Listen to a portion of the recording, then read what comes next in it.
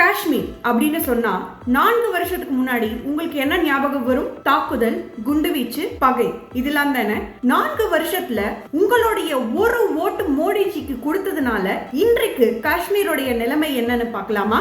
செனாப் நதிக்கு மேல ரயில்வே பாலம் அமைச்சிட்டு இருக்காங்க. இது உலகத்திலேயே மிகப்பெரிய ரயில்வே பாலம். மேலும் ஜம்முக்கும் ஸ்ரீநகருக்கும் இடையே இருக்கக்கூடிய நெடுஞ்சாலை இன்னைக்கு வேக வேகமாக கட்டிட்டு வந்துட்டு இருக்காங்க. இது மூலமாக பயணிகள் எல்லோருக்குமே பாதி நேரம் தான் ஆகும் ஜம்முல இருந்து ஸ்ரீநகர் போறதுக்கு.